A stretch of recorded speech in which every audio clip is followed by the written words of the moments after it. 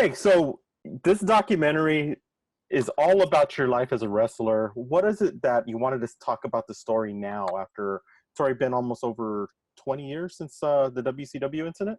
Yeah. Well, I've just been getting sort of a lot of hate for 20 years and Mhm. really wanted to stand up for myself, prove myself. I wanted to make a love letter to wrestling and just be accepted in the locker rooms as one of the guys. I didn't want to be pushed around anymore. Yeah. Well, I remember those days because I'm a big fan of wrestling. And I didn't know you got that much heat from it because I never thought you would. I thought it was a great gimmick at the time. Oh, cool. Yeah, a lot of people didn't. you you were you were the exception. Yeah. So, some people got it, and some Mhm. people took it as a storyline and just Mhm. kind of enjoyed the ride. But other people had made me the sort of butt of all jokes, Mhm. like, "Oh, that's a worse idea than making Mhm. David Arquette the champion." Mhm. So I just didn't want to be a joke anymore and wanted to sort of just, you know, believe in myself is Mhm. really what I had to learn. Yeah, and one of the best parts I love of this documentary is, and I talked to David and Price about this, was when you went to Tijuana and you went to Mexico and you trained under the. It reminded me very much of a Rocky type of situation for you. Yeah. What was it like training under the lucha libre style of wrestling? Oh man, it's so incredible.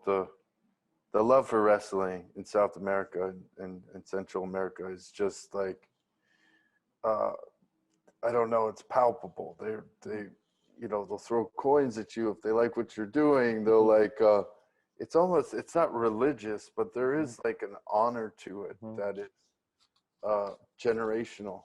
Yeah. And it was really wonderful. I mean, they taught me so much. I learned sort of really quickly, like some of the real uh, fundamentals that you need Mhm. to know, Yeah. and it helped toughen me up for the rest of the road I was about to go down. Yeah. Because I remember, and I've seen you wrestle a few times. I saw you wrestle at Lincoln Park one time, and you gave a great show. I loved it. Oh, great! And that's something that like. You're kind of like the guy that if you're a normal guy who wishes to be a wrestler, you give that opportunity to them. That there's a chance. There's a chance. Um, Yeah, what that's is the it? idea. That's how I always thought it would be. Like, I'm a fan that became a champion. Mhm. Yeah. So yeah. Yeah. So we had talked to you before once at Halloween Horror Nights, and we asked you your favorite wrestler. Who did you inspire their dream of becoming a wrestler? Who was your favorite? Well, when I was a kid, I loved Jimmy Superfly Snuka. That's why I jump off the top rope, but I jump to the outside of the ring. But he used to jump off the top rope as well, and I always loved that move. I love Macho Man and Miss Elizabeth especially. I was just in love with her. I and I loved Hulk Hogan and Roddy Piper. I really was upset with all the time, which I've learned since. It means I liked him as a heel, but he was so good at it. He would really, get me all riled up. But I loved Hulk Hogan and I loved Andre the Giant just as like such a impressive person to look at. Yeah. Uh, in the documentary, you really showed a match at the Hi Hat in Highland Park, and to me, when I was watching it, it seemed like they're really going after you. Do you feel like they were, or was it just part of what the match and the intensity of the match? It was an intense match. I mean, there was a Yeah. lot that was going on in that one. So, you know, I have to admit the reason I got stabbed in the neck was, I went off, uh, I went outside of the plan. You always Mhm. have to stick to the plan. Mhm. It's really important. Even if someone gets injured or it's going the wrong way, you have to figure out, you have to just be careful because you don't Mhm. want to nearly die. Yeah, So, exactly. yeah, I mean, it was an intense night Mhm. in general.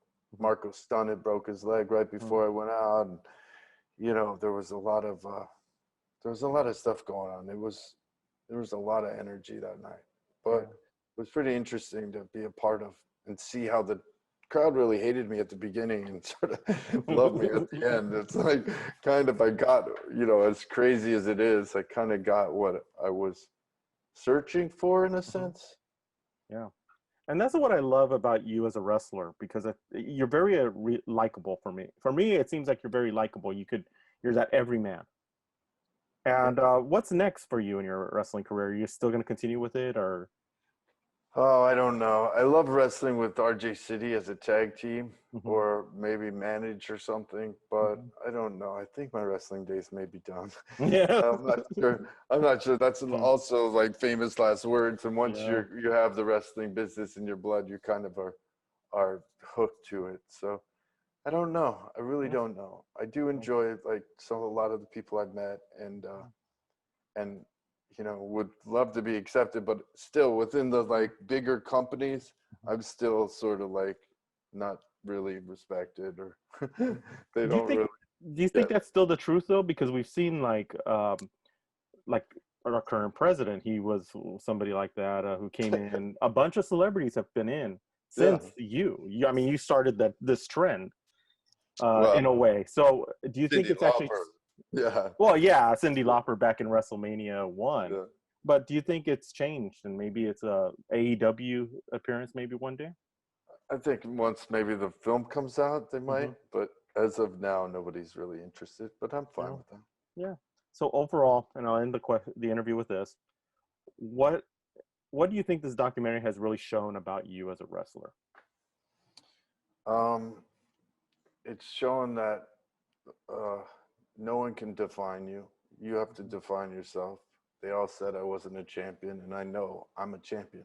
And I know you're a champion, and everyone out there is a champion. Mhm. So don't let anyone tell you different. It's just you have to believe in yourself. You have to love yourself. You have to get out there and improve yourself. Yeah. And I agree with you. I think this documentary was very much a uplifting, inspirational story. And Awesome.